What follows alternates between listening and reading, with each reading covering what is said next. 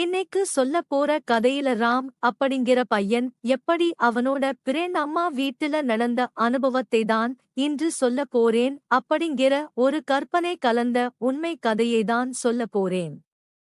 அதனால கதையை எங்கேயுமே ஸ்கிப் பண்ணாம கேளுங்க.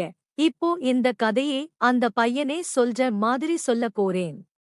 சரி, வாங்க நேரா கதைக்கு போகலாம். என்னோட பேரு ராம்குமார். எனக்கு வயசு 23 ஆகுது. அவளோட பேரு ஷீலா. அவ பாக்குறதுக்கு கேரளத்து பொண்ணு மாதிரி இருப்பா. இது நடக்கும்போது அவளுக்கு வயசு 39 இருக்கும். அவ பாக்குறதுக்கு ரொம்ப அழகா நல்ல கலரா இருப்பா. இப்போ நீங்க ஸ்கிரீன்ல பார்க்கிற மாதிரிதான் அவளும் இருப்பா. அவளுக்கு ஒரே ஒரு பையன் மட்டும்தான். அதுதான் என்னோட ஃப்ரெண்ட் மேத்யூ. அவனும் நானும் காலேஜ்ல இருந்து ஃப்ரெண்ட்ஸா பழக ஆரம்பிச்சோம். அவனோட அம்மாவை நான் முதல் முறையா காலேஜ்ல பேரண்ட்ஸ் மீட்டிங் அப்பதான் பார்த்தேன். அன்னைக்கு பேரண்ட்ஸ் மீட்டிங் முடிஞ்சதுக்கு அப்புறமாதான் நான் அவனோட அம்மாவை பார்த்து பேச ஆரம்பிச்சேன். அவனும் என்கிட்ட இன்ட்ரடியூஸ் பண்ணி வச்சான். மேத்யூவோட அம்மா ஷீலா என்கிட்ட வந்து உன்ன பத்தி நிறைய சொல்லி இருக்கான். இப்பதான் உன்ன பார்க்க முடிஞ்சது. ஒரு நாள் நீ கண்டிப்பா என்னோட வீட்டுக்கு வரணும் அப்படின்னு சொன்னான். நான் சாரி ஆண்டி, அவனுக்காக இல்லனாலும் உங்களுக்காக அப்படின்னு சொன்னேன். இதை பார்த்த உடனே என்னோட ஃப்ரெண்ட் மேத்யூ, அடப்பாவி, எத்தனை நாளா நான் உன்னை என்னோட வீட்டுக்கு கூப்பிட்டுக்கிட்டு இருக்கேன். ஒரு நாளாச்சு வந்திருக்கியா? இருடா உன்னை பார்த்துக்கிறேன் அப்படின்னு சொன்னான். அதுக்கப்புறம் நாங்க 3 பேருமே சிரிச்சு பேசிட்டு அங்கிருந்து வீட்டுக்கு கிளம்பி போயிட்டோம். அடுத்த நாள் ஞாயிற்றுக்கிழமை அப்படிங்கறதுனால நான் அவனை பார்க்கறதுக்காக அவனோட முதல் முறையா வீட்டுக்கு போயிருந்தேன். ஆனா அவங்க வீட்ல இருந்து 2 பேருமே சர்ச் போயிட்டதாக அவனோட வீட்டுக்கு பக்கத்து வீட்ல இருந்தவங்க சொன்னாங்க.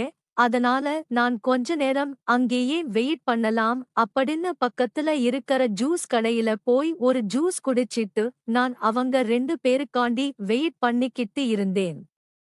அரை மணி நேரம் கழிச்சு திரும்ப என்னோட வண்டியை எடுத்துக்கிட்டு அவங்களோட வீட்டுக்கு போய் பார்த்தேன். அங்க போய் பார்த்தா என்னோட ஃப்ரெண்டோட செருப்பு கிடையாது. அவங்க அம்மாவோட செருப்பு மட்டும்தான் வெளியில இருந்துச்சு. உள்ள ஒரு பாட்டு பாடுற சத்தம் கேட்டுக்கிட்டே இருந்துச்சு. நான் வீட்டோட பின்னாடி பக்கம் போயிட்டு ஒரு ஜன்னலை திறந்து பார்த்தேன். அது சமையலறை அப்படிங்கறதுனால அங்க இருந்து பார்த்தா ஹால்ல என்ன நடக்குதுன்னு அப்படியே தெரிஞ்சுச்சு. அங்க என்னோட ஃப்ரெண்டோட அம்மா ஷீலா குளிச்சு முடிச்சிட்டு கண்ணாடி முன்னாடி நின்னு பாட்டு பாடிக்கிட்டு சந்தோஷமா இருந்தா.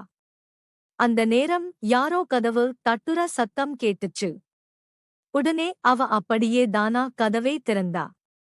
கதவை திறந்த உடனே என்னோட ஃப்ரெண்ட் மேத்யூ தான் அங்க வந்திருந்தான்.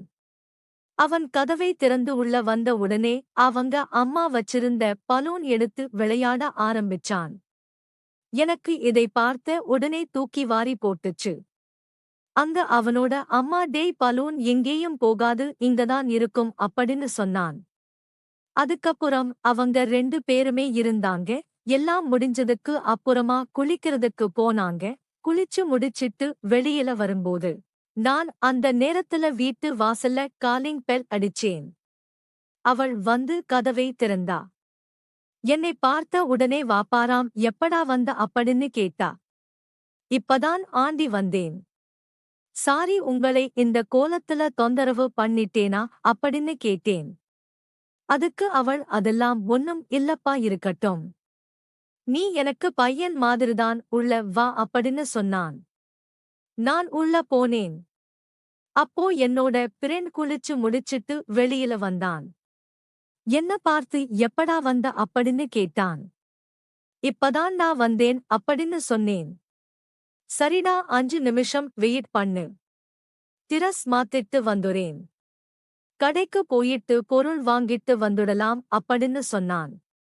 சரிடா, நான் வெயிட் பண்றேன், வாடா அப்படின்னு சொன்னேன். அதுக்கப்புறம் அவன் உள்ள போனான். உள்ள போனதுக்கு அப்புறமா திரும்பவும் பலூன் எடுத்து விளையாண்டுகிட்டு இருந்தான். அப்போ அவனோட அம்மா டேய் உன்னோட ஃப்ரெண்ட் வந்திருக்கான். அவன் போனதுக்கு அப்புறம் எல்லாம் பாத்துக்கலாம். முதல்ல அவனை கவனி அப்படின்னு சொன்னானள். அதுக்கப்புறம் அங்க இருந்து வெளியில வந்தான். எதுக்குடா மச்சான் கடைக்கு போகணும் அப்படின்னு கேட்டேன். வீட்டுக்கு கொஞ்சம் பொருள் வாங்க வேண்டியது இருக்கு. வாடா போயிட்டு வரலாம் அப்படின்னு சொன்னான். அதுக்கப்புறம் 2 பேருமே வண்டியை எடுத்துக்கிட்டு மார்க்கெட்டுக்கு போனோம். அவன் என்ன வெளியதானே நிக்க வச்சிட்டு அவனோட அம்மாவுக்கு உடம்பு சரியில்ல, மாத்திரை வாங்கிட்டு வரேன் அப்படின்னு சொன்னான். நான் வண்டிகிட்டே நின்னேன். கொஞ்ச தூரம் தள்ளி இருக்க ஒரு மெடிக்கல் ஷாப்புக்கு போனான். அவன் அங்க போய் சில முக்கியமான பொருட்கள் வாங்கி வந்தான். அவன் அப்படி வாங்கிட்டு வந்தத பார்த்தும் பார்க்காத மாதிரியே இருந்தேன். வீட்டுக்கு போனதுக்கு அப்புறமா அங்க அவனோட அம்மா நாங்க 2 பேரும் மதியானம் சாப்பிடுறதுக்கு சாப்பாடு எல்லாமே தயார் பண்ணி வச்சிருந்தா. அதுக்கப்புறம் நாங்க தரையில உட்கார்ந்து சாப்பிட ஆரம்பிச்சேன். அவள் எங்க 2 பேருக்குமே சாப்பாடு பரிமாற ஆரம்பிச்சாள். சாப்பிட்டு முடிச்சதுக்கு அப்புறமா 3 பேரும் ஒன்னா உட்கார்ந்து டிவி பாத்துக்கிட்டு இருந்தோம். என்னோட ஃப்ரெண்டு அப்படியே டிவி பாத்துக்கிட்டே தூங்கிட்டான். அவனோட அம்மா பாத்திரம் வாஷ் பண்ணிட்டு இருந்தாங்க. நான் அவகிட்ட பேச்சு கொடுக்கறதுக்காக அங்க போனேன். நான் அவகிட்ட போயிட்டு ஆண்டி அங்கிள் வெளிநாட்டுல இருக்காரே நீங்க எல்லாத்தையும் எப்படி மேனேஜ் பண்றீங்க அப்படின்னு கேட்டேன். என்ன பண்றது? அவர் வெளிநாட்டுக்கு போய் பல வருஷம் ஆச்சு. அவர் எப்பவாச்சுதான் வீட்டுக்கு வராரு. கொஞ்சம் கஷ்டமாதாண்டா இருக்கு அப்படின்னு சொன்னான். அப்புறம் எப்படி ஆண்டி நீங்க சமாளிக்கிறீங்க? அப்படின்னு கேட்டேன். ஏதோ அவன் இருக்கறதுனால நான் சமாளிச்சுக்கிட்டு இருக்கேன். அவனும் வீட்ல இல்லன்னா என்னோட வாழ்க்கைய ரொம்ப கஷ்டம் அப்படின்னு சொன்னான். என்னதான் பையன் இருந்தாலும் உங்க புருஷன் கூட வாழ்க்கையா வாழ்ற மாதிரி சந்தோஷம் வருமா ஆண்டி? அவர்தானே உங்களை நல்லா பார்த்து பாரு அப்படின்னு சொன்னேன். என்னோட புருஷனை விட என்னோட பையனை எந்த குறையும் இல்லாம நல்லாவே பாத்துக்கிறான்டா அது போதும் எனக்கு அப்படின்னு சொன்னான். எனக்கும் தெரியும் ஆண்டி உங்களோட பையன் எப்படி உங்களை எந்த குறையும் இல்லாம உங்களை நல்லா வச்சிருக்கான்னு அப்படின்னு சிரிச்சுக்கிட்டே சொன்னேன். அதுக்கு அவ என்னடா சொல்ற புரியலையே அப்படின்னு கேட்டா. ஆண்டி எனக்கு எல்லாம் தெரியும் அப்படின்னு சொன்னேன். அவ டக்குன்னு பதட்டத்துல என்னடா சொல்ற அப்படின்னு கேட்டா. ஆண்டி இன்னைக்கு எல்லாத்தையுமே நான் கவனிச்சேன் அப்படின்னு சொன்னேன். இதை கேட்ட உடனே அவளுக்கு ஒண்ணுமே புரியல.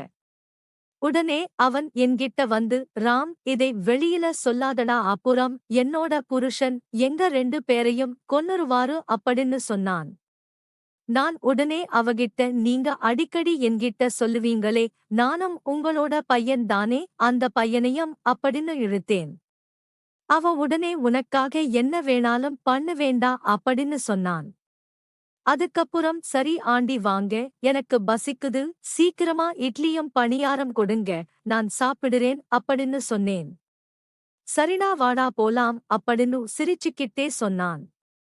அதுக்கப்புறம் நான் நடத்துன இந்த கதை பிடிச்சிருந்தா மறக்காம இது மாதிரி கதைகள் கேட்க நம்மளோட சேனலை சப்ஸ்கிரைப் பண்ணிடுங்க.